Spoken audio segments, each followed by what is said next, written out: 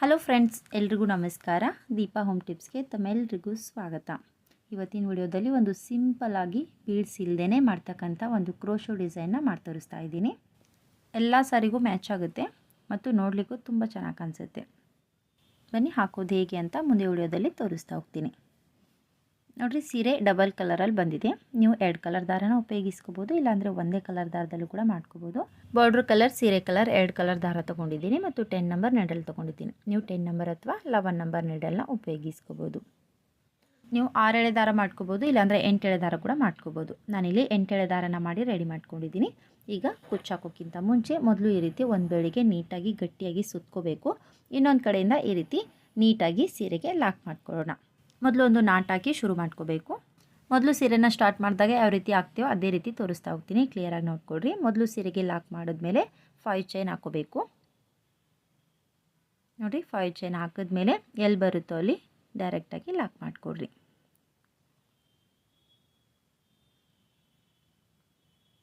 ನೋಡಿರಿ, ಈ ರೀತಿ ನೀಟಾಗಿ ಲಾಕ್ ಮಾಡಿದ್ಮೇಲೆ ಇನ್ನೊಂದು ಸಲ ಅದ್ರ ಪಕ್ಕದಲ್ಲೇ ಸಿಂಗಲ್ ಕ್ರೋಶ ಮಾಡ್ಕೋಬೇಕು. 5 ಚೈನ್ ಹಾಕಿ ಲಾಕ್ ಮಾಡಿದ್ಮೇಲೆ ಒಂದು ಸಲ ಮತ್ತೆ ಸಿಂಗಲ್ ಕ್ರೋಶ ಹಾಕೊಡ್ರಿ. ನಂತರ 3 ಚೈನ್ ಹಾಕೋಬೇಕು. 1 2 3 ಚೈನ್ ಹಾಕಿ ಮತ್ತೆ ಎಲ್ಲಿಗೆ ಬರುತ್ತೋ ಅಲ್ಲಿ ನೀಟಾಗಿ ಲಾಕ್ ಮಾಡಿಕೊಡ್ರಿ. ನೋಡಿರಿ, ಈ ರೀತಿ ಲಾಕ್ ಮಾಡಿದ್ಮೇಲೆ ಮತ್ತೆ ನಾವು 5 ಚೈನ್ ಹಾಕೋಬೇಕು. 1 2 3 4 5 ಚೈನ್ ಹಾಕಿ ಎಲ್ಲಿ ಬರುತ್ತೋ ಅಲ್ಲಿ ಲಾಕ್ ಮಾಡೋಕ್ಕೆ ಹೋಗ್ಬೇಡ್ರಿ. ಅದಕ್ಕಿಂತ ಒಂದು ಸ್ವಲ್ಪ ಒಳಗಡೆ ಈ ರೀತಿ ಲಾಕ್ ಮಾಡ್ಕೋಬೇಕು.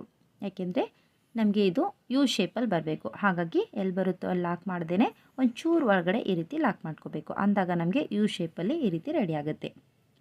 ನೋಡಿರಿ, ಈ ರೀತಿ ನೀಟಾಗಿ ಲಾಕ್ ಮಾಡಿದ್ಮೇಲೆ ಮತ್ತೆ ನಾವು 5 ಚೈನ್ ಹಾಕೋಬೇಕು. 1 2 3 4 5 ಚೈನ್ ಹಾಕಿ ಮುಂದೆ ಎಲ್ಲಿ ಬರುತ್ತೋ ಅಲ್ಲಿ ಲಾಕ್ ಮಾಡೋಕ್ಕೆ ಹೋಗ್ಬೇಡ್ರಿ. ಈಗ ನಾವೇನು ಮಾಡಬೇಕು ಅಂದರೆ ಸೀರೆನ ಈ ರೀತಿ ಉಲ್ಟಾ ಮಾಡಿ ಯು ಶೇಪಲ್ಲಿ 5 ಚೈನ್ ಹಾಕಿದ್ದೆ ನೋಡಿರಿ, ಅದ್ರ ಮೇಲೆ ಎಲ್ಲಿ ಲಾಕ್ ಮಾಡಿರ್ತೇವೆ ನೋಡಿರಿ ಅದೇ ಜಾಗದಲ್ಲಿ ಈ ರೀತಿ ಇದನ್ನು ಕೂಡ ಲಾಕ್ ಮಾಡ್ಕೋಬೇಕು. ಫಸ್ಟ್ ಸ್ಟೆಪ್ ಹಾಕಿ ಸೆಕೆಂಡ್ ಸ್ಟೆಪ್ಗೆ ಯಾವ ರೀತಿ ಬರ್ತೇವೆ ನೋಡಿರಿ ಆ ರೀತಿ ಹಾಕೋಕ್ಕಿಂತ ಒಂದೇ ಸಲಕ್ಕೆ ಎಲ್ಲವನ್ನು ಕ್ಲಿಯರ್ ಮಾಡ್ಕೋಬೋದು.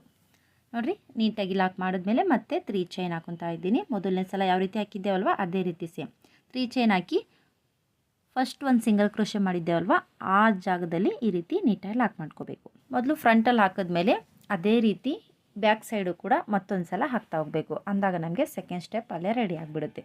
ನೋಡಿರಿ, 3 ಚೈನ್ ಹಾಕಿ ಲಾಕ್ ಮಾಡ್ಕೊಂಡಿದ್ದೀನಿ. ಮತ್ತೆ ನಾವು 5 ಚೈನ್ ಹಾಕೋ ಅವಶ್ಯಕತೆ ಇಲ್ಲ, ಅದು ಕುಚ್ಚಗಂತ ಬಿಡಬೇಕು. ನೋಡಿ, 3 ಚೈನ್ ಹಾಕಿ ಲಾಕ್ ಮಾಡಿದ್ಮೇಲೆ ಡೈರೆಕ್ಟಾಗಿ ಮತ್ತೆ ಸೀರೆನ ಈ ರೀತಿ ಸೀದಾ ಮಾಡಿ ಈಗ ಸೂಜನ್ ಮೇಲೆ ಮತ್ತೆ ದಾರಾನ ತೊಗೊಂಡು ಡೈರೆಕ್ಟಾಗಿ 5 ಚೈನ್ ಹಾಕಿರುತ್ತೆ ನೋಡಿರಿ ಅದ್ರ ಒಳಗಡೆ ಈ ರೀತಿ ದಾರಾನ ತೆಗೆದು 2 ಒಂದು ಮಾಡಿರಿ ಮತ್ತು 2 ಒಂದು ಮಾಡಿಕೊಡ್ರಿ. ಅಂದರೆ ಡಬಲ್ ಕ್ರೋಶ ಹಾಕಬೇಕು. 5 ಚೈನ್ 2 ಸಲ ಹಾಕಿದ್ದೇವಲ್ವ ಆ 2 ಒಳಗಡೆ ಈ ರೀತಿ ಒಂದು ಕಂಬ ಹಾಕಬೇಕು. ನೋಡಿರಿ, ಈ ರೀತಿ ಒಂದು ಕಂಬ ಹಾಕಿದ್ಮೇಲೆ ಮತ್ತೆ 2 ಚೈನ್ ಹಾಕೋಬೇಕು. ಈ ರೀತಿ 2 ಚೈನ್ ಹಾಕಿದ್ಮೇಲೆ ಮತ್ತೆ ಡೈರೆಕ್ಟಾಗಿ ಸೂಜಿ ಮೇಲೆ ದಾರಾನ ತೊಗೊಂಡು ಕಂಬ ಹಾಕಿರ್ತೇವಲ್ವ ಆ ಕಂಬದ ಒಳಗಡೆಯಿಂದ ಮತ್ತೆ ಈ ರೀತಿ ದಾರಾನ ತೊಗೊಂಡು ಲಾಕ್ ಮಾಡಬೇಡಿ. ಈ ರೀತಿ ಸೂಜಿ ಮೇಲೆ ದಾರಾನ ಹಿಡಿದು ಮತ್ತೆ ಇದೇ ರೀತಿ ಕಂಬದ ಒಳಗಡೆಯಿಂದ ದಾರಾನ ತೆಗಿಬೇಕು. ಇದೇ ರೀತಿ 5 ಸಲ ಮಾಡಬೇಕು. ಸೂಜಿ ಮೇಲಿಂದ ಒಂದು ಸ್ವಲ್ಪ ಲೂಸಾಗಿ ದಾರಾನ ಹಿಡಿಬೋದು, ಇಲ್ಲಾಂದರೆ ಈ ರೀತಿ ಬೆರಳು ಸಹಾಯದಿಂದ ದಾರಾನ ನೀವು ಹಿಡಿದು ಈ ರೀತಿ ಮಾಡ್ಕೋಬೋದು. ಒಂದು ದಾರನೂ ಬಿಡಬೇಡ್ರಿ, ಎಲ್ಲವನ್ನು ನೀಟಾಗಿ ತೊಗೊಳ್ರಿ. ನೋಡಿರಿ, ಇದೇ ರೀತಿ 5 ಸಲ ಮಾಡಿದ್ಮೇಲೆ ಈಗ ಮತ್ತೆ ಸೂಜಿ ಮೇಲೆ ದಾರಾನ ತಗೊಂಡು ನಿಧಾನವಾಗಿ ಎಲ್ಲ ದಾರದಿಂದ ಈ ರೀತಿ ಹೊರಗಡೆ ಬರಬೇಕು. ನೋಡಿರಿ, ಎಲ್ಲೂ ಮಿಸ್ ಆಗಬಾರ್ದು, ನಿಧಾನವಾಗಿ ಬರ್ರಿ. ಈ ರೀತಿ ಎಲ್ಲ ದಾರದಿಂದ ಹೊರಗಡೆ ಬಂದಮೇಲೆ ಮತ್ತೆ ಈ ರೀತಿ ನೀಟಾಗಿ ಲಾಕ್ ಮಾಡ್ಕೋಬೇಕು. ಈಗ ಈ ರೀತಿ ನಮಗೆ ಒಂದು ಪಫ್ ರೆಡಿ ಆಗುತ್ತೆ. ಈ ರೀತಿ ನಮಗೊಂದು ಪಫ್ ರೆಡಿ ಆಗುತ್ತೆ. ಈಗ ಇದ್ರ ಮೇಲ್ಗಡೆ ಮತ್ತೆ 3 ಚೈನ್ ಹಾಕಬೇಕು.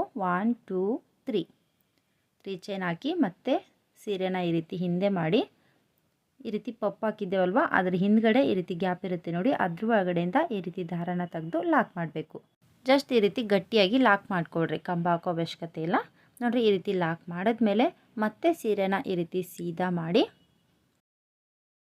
3 ಚೈನ್ ಹಾಕಿದ್ದೇವಲ್ವ ಅದ್ರ ಒಳಗಡೆಯಿಂದ ಈ ರೀತಿ ಸಿಂಗಲ್ ಕ್ರೋಶ ಹಾಕ್ತಾ ಹೋಗಬೇಕು. ನೋಡಿರಿ, ಮೊದಲನೇ ಸಲ ಹಾಕಬೇಕಾದ್ರೆ ನಮಗೆ ಚೈನ್ ಎಲ್ಲೇ ಇದೆ ಅಂತ ಕಾಣಿಸಲ್ಲ. ಈ ರೀತಿ ನಿಧಾನವಾಗಿ ನೋಡ್ಕೊಂಡು ಹಾಕ್ಕೊಳ್ರಿ. ಒಂದು ಹಾಕಿದ್ಮೇಲೆ ನಿಮಗೆ ಕ್ಲಿಯರಾಗಿ ಕಾಣಿಸುತ್ತೆ ನೋಡಿ. ಈ ರೀತಿ ಗ್ಯಾಪ್ ಕಾಣಿಸ್ತಾ ಇದೆ ಅಲ್ವಾ, ಇದ್ರ ಒಳಗಡೆಯಿಂದನೇ 5 ಸಲ ಇದೇ ರೀತಿ ನಾವು ಸಿಂಗಲ್ ಕ್ರೋಶ ಹಾಕ್ತಾ ಹೋಗಬೇಕು. ಗ್ಯಾಪ್ ಚಿಕ್ಕದಿರೋದ್ರಿಂದ ಒಂದು ಸ್ವಲ್ಪ ಜರುಗಿಸ್ಕೊಂಡು ಹಾಕೋಬೇಕು, ನೀಟಾಗಿ ಬರುತ್ತೆ ನೋಡಿರಿ. ಇದೇ ರೀತಿ 5 ಸಲ ಸಿಂಗಲ್ ಕ್ರೋಶ ಹಾಕಿ ರೆಡಿ ಮಾಡ್ಕೊಂಡಿದ್ದೀನಿ. ತುಂಬ ನೀಟಾಗಿ ಬಂದಿದೆ, ಕಾಣಿಸ್ತಾ ಇರ್ಬೋದು ನಿಮಗೆ ಇಲ್ಲಿ ನೋಡಿ. ಈಗ ಒಂದು ರೆಡಿ ಆಯಿತು. ಇದೇ ರೀತಿ 5 ಮಾಡ್ಕೋಬೇಕು ನೋಡಿರಿ. ಸೂಜಿ ಮೇಲೆ ಈ ರೀತಿ ದಾರಾನ ತೊಗೊಂಡು ಮತ್ತೆ 5 ಚೈನ್ ಒಳಗಡೆಯಿಂದ ಈ ರೀತಿ ದಾರಾನ ತೆಗೆದು ಡಬಲ್ ಕ್ರೋಶ ಹಾಕೋಬೇಕು ನೋಡಿರಿ. ಈ ರೀತಿ ಒಂದು ಕಂಬನ ಹಾಕಿದ್ಮೇಲೆ ಮತ್ತೆ 2 ಚೈನ್ ಹಾಕ್ಕೊಳ್ರಿ. 2 ಚೈನ್ ಹಾಕಿ ಮತ್ತೆ ಸೂಜಿ ಮೇಲೆ ದಾರಾನ ತಗೊಂಡು ಈ ರೀತಿ ಕಂಬದ ಒಳಗಡೆಯಿಂದ ದಾರಾನ ತೆಗೆದು ಇದೇ ರೀತಿ 5 ಸಲ ನಾವು ಮಾಡ್ಕೋಬೇಕು. ಒಂದು ಸ್ವಲ್ಪ ದಾರಾನ ಲೂಸಾಗಿ ಹಿಡಿದ್ರೆ ತುಂಬ ನೀಟಾಗಿ ಬರುತ್ತೆ ಆರ್ಚು. 5 ಚೈನ್ ಹಾಕಿರ್ತೇವೆ ನೋಡಿರಿ, ಅದ್ರ ಒಳಗಡೆ ಹಾಕಬಾರ್ದು. ಈ ರೀತಿ ಕಂಬದ ಒಳಗಡೆಯಿಂದ ದಾರಾನ ತೊಗೋಬೇಕು. ಇದೇ ರೀತಿ 5 ಸಲ ಮಾಡಿದ್ಮೇಲೆ ಮತ್ತೆ ಸೂಜಿ ಮೇಲೆ ದಾರಾನ ತೊಗೊಂಡು ಈ ರೀತಿ ನೀಟಾಗಿ ಎಲ್ಲ ದಾರದಿಂದ ಹೊರಗಡೆ ಬಂದು ಒಂದು ಲಾಕ್ ಮಾಡಿಕೊಡ್ರಿ. ಈ ರೀತಿ ಪಫ್ ರೆಡಿ ಆದಮೇಲೆ ಮತ್ತೆ 3 ಚೈನ್ ಹಾಕಿ ಮತ್ತೆ ಸೀರೆನ ಉಲ್ಟಾ ಮಾಡಿ ಪಫ್ ಹಿಂದ್ಗಡೆ ಈ ರೀತಿ ಗ್ಯಾಪ್ ಇರುತ್ತಲ್ವ ಅದರಲ್ಲಿ ಈ ರೀತಿ ನೀಟಾಗಿ ಲಾಕ್ ಮಾಡಬೇಕು. ಒಂದು ಸ್ವಲ್ಪ ಗಟ್ಟಿಯಾಗಿ ಲಾಕ್ ಮಾಡಿ ಮತ್ತೆ ಸೀರೆನ ಸೀದಾ ಮಾಡಿ ಈಗ 3 ಚೈನ್ ಹಾಕಿರೋ ಗ್ಯಾಪ್ನಲ್ಲಿ ಈ ರೀತಿ ಸಿಂಗಲ್ ಕ್ರೋಶ ಹಾಕ್ತಾ ಹೋಗಬೇಕು. ಮೊದಲನೇ ಸಲ ಹಾಕುವಾಗ ಈ ರೀತಿ ಒಂದು ಸ್ವಲ್ಪ ಕನ್ಫ್ಯೂಸ್ ಆಗುತ್ತೆ. ಒಂದು ಸಲ ನೀಟಾಗಿ ಹಾಕ್ಕೊಂಡ್ರೆ ನೀಟಾಗಿ ಈ ರೀತಿ ಗ್ಯಾಪ್ ಕಾಣಿಸುತ್ತೆ ನೋಡಿರಿ. ಈ ರೀತಿ ಗ್ಯಾಪ್ ಕಾಣಿಸ್ತಾ ಇದೆ ಅಲ್ವಾ, ಇದ್ರ ಒಳಗಡೆಯಿಂದನೇ 5 ಸಲ ನಾವು ಸಿಂಗಲ್ ಕ್ರೋಶ ಹಾಕೋಬೇಕು.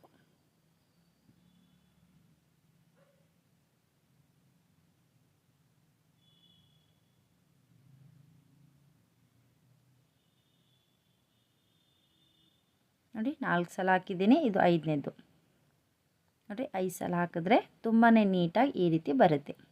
ಇದೇ ರೀತಿ ನಾವು 5 ಸಲ ಹಾಕಿ ರೆಡಿ ಮಾಡ್ಕೊಳ್ಳೋಣ ನೋಡಿ. 1 2 3 4 5 ಟೈಮ್ಸ್ ಹಾಕಿ ಈ ರೀತಿ ರೆಡಿ ಮಾಡ್ಕೊಂಡಿದ್ದೀನಿ ನೋಡಿರಿ. ಈ ರೀತಿ ರೆಡಿ ಮಾಡಿದ್ಮೇಲೆ ಡೈರೆಕ್ಟಾಗಿ ಸೀರೆಗೇ ಲಾಕ್ ಮಾಡಬಾರ್ದು. ಮುಂಚೆ ಯಾವ ರೀತಿ ಹಾಕಿರ್ತೇವೆ ನೋಡಿರಿ ಅದೇ ರೀತಿ ಎಂಡಲ್ಲೂ ಕೂಡ ಮಾಡ್ಕೋಬೇಕು ನೋಡಿರಿ. ಈ ರೀತಿ ಸೂಜಿ ಮೇಲೆ ದಾರಾನ ತೊಗೊಂಡು 5 ಚೈನ್ಸ್ ಒಳಗಡೆಯಿಂದ ಈ ರೀತಿ ದಾರಾನ ತೆಗೆದು 2 1 ಮಾಡಿಕೊಡ್ರಿ, 2 1 ಮಾಡಿಕೊಡ್ರಿ. ಅಂದರೆ ಡಬಲ್ ಕ್ರೋಶ ಹಾಕೋಬೇಕು ನೋಡಿರಿ. ಈ ರೀತಿ ಒಂದು ಡಬಲ್ ಕ್ರೋಶ ಹಾಕಿದ್ಮೇಲೆ ಈಗ ನಾವು ಸೀರೆಗೆ ಎಲ್ಲಿ ಬರುತ್ತೋ ಅಲ್ಲಿ ನೋಡಿಕೊಂಡು ಲಾಕ್ ಮಾಡ್ಕೊಳ್ಳೋಣ ನೋಡಿರಿ. ಈ ರೀತಿ ನೀಟಾಗಿ ಲಾಕ್ ಮಾಡಿದ್ಮೇಲೆ ಮತ್ತೆ ಇದ್ರ ಪಕ್ಕದಲ್ಲೇ ಇನ್ನೊಂದು ಸಿಂಗಲ್ ಕ್ರೋಶ ಹಾಕೊತಾ ಇದ್ದೀನಿ. ಮೊದಲು ಯಾವ ರೀತಿ ಸ್ಟಾರ್ಟ್ ಮಾಡಿರ್ತೀರಿ ಎಂಡಲ್ಲೂ ಕೂಡ ಅದೇ ರೀತಿ ಹಾಕೋಬೇಕು ನೋಡಿ. ಈ ರೀತಿ ಸಿಂಗಲ್ ಕ್ರೋಶ ಹಾಕಿ ಲಾಕ್ ಮಾಡಿದ್ಮೇಲೆ 5 ಚೈನ್ ಹಾಕ್ಕೊಳ್ಳೋಣ ನೋಡಿ. 5 ಚೈನ್ ಹಾಕಿ ಎಲ್ಲಿ ಬರುತ್ತೋ ಅಲ್ಲಿ ನೀಟಾಗಿ ಲಾಕ್ ಮಾಡಿಕೊಂಡ್ರೆ ಒಂದು ಆರ್ಚು ಕಂಪ್ಲೀಟಾಗಿ ರೆಡಿ ಆಗುತ್ತೆ. ಈ 5 ಚೈನ್ ಹಾಕಿರೋದು ಕುಚ್ಚಿಗೆ. ಮತ್ತೆ ನೆಕ್ಸ್ಟ್ ಆರ್ಚ್ ಹಾಕಬೇಕಂದ್ರೆ ಇದ್ರ ಪಕ್ಕದಲ್ಲಿಂದ ಸ್ಟಾರ್ಟ್ ಮಾಡ್ಕೋಬೇಕು ನೋಡಿ. 5 ಚೈನ್ ಹಾಕಿದ್ಮೇಲೆ ಮತ್ತೆ ಸಿಂಗಲ್ ಕ್ರೋಶ ಹಾಕ್ಕೊಡ್ರಿ. 5 ಚೈನ್ ಹಾಕಿರೋ ಪಕ್ಕದಲ್ಲೇ ಈ ರೀತಿ ಸಿಂಗಲ್ ಕ್ರೋಶ ಮಾಡಿ ನೆಕ್ಸ್ಟು 3 ಚೈನ್ ಹಾಕೊತಾ ಇದ್ದೀನಿ ನೋಡಿರಿ. ಈ ರೀತಿ 3 ಚೈನ್ ಹಾಕಿ ಎಲ್ಲಿ ಬರುತ್ತೋ ಅಲ್ಲಿ ನೀಟಾಗಿ ಲಾಕ್ ಮಾಡ್ಕೋಬೇಕು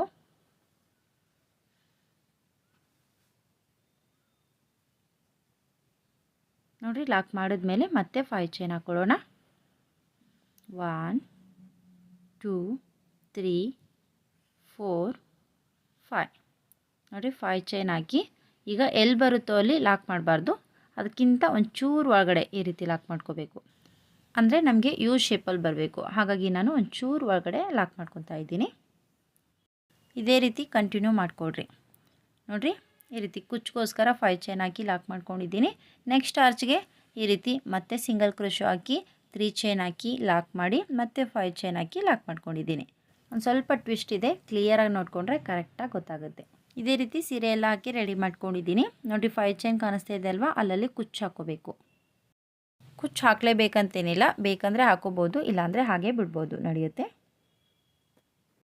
137 ಸೀರೆ ಕಲರ್ ದಾರಾನ ತೊಗೊಂಡು ಈ ರೀತಿ ಪುಟ್ ಕುಚ್ಚು ಕಟ್ಟಿ ರೆಡಿ ಮಾಡ್ಕೊಂಡಿದ್ದೀನಿ. ನೋಡ್ಲಿಕ್ಕೆ ಚೆನ್ನಾಗಿ ಕಾಣಿಸ್ತಿದೆ ಅಲ್ವಾ. ನೀವು ಬೇಕಂದರೆ ಅಲ್ಲಲ್ಲಿ ಒಂದೊಂದು ಬೀಡ್ ಕೂಡ ಆ್ಯಡ್ ಮಾಡ್ಕೋಬೋದು, ಇಲ್ಲಾಂದರೆ ಈ ರೀತಿ ಬರೀ ಥ್ರೆಡ್ಡಲ್ಲೂ ಕೂಡ ಮಾಡ್ಕೋಬೋದು. ನಾನು ಈ ರೀತಿ ಡಬಲ್ ಕಲರಲ್ಲಿ ಹಾಕ್ಕೊಂಡಿದ್ದೀನಿ. ನೀವು ಬೇಕಂದರೆ ಸೀರೆ ಪೂರ್ತಿ ಒಂದೇ ಕಲರಲ್ಲಿ ಕೂಡ ಹಾಕೋಬೋದು. ನೋಡಲಿಕ್ಕೆ ಒಂದೇ ಸ್ಟೆಪ್ ಅನಿಸಿದ್ರು ಕೂಡ ಸೀರೆಗೆ ತುಂಬ ಗ್ರ್ಯಾಂಡ್ ಅನಿಸುತ್ತೆ. ಒಂದ್ಸಲ ಖಂಡಿತ ಟ್ರೈ ಮಾಡಿರಿ. ಇಷ್ಟ ಆದರೆ ಲೈಕ್ ಮಾಡಿರಿ, ಫ್ರೆಂಡ್ಸ್ ಮತ್ತು ಫ್ಯಾಮ್ಲಿಗೂ ಶೇರ್ ಮಾಡಿರಿ. ಧನ್ಯವಾದಗಳು.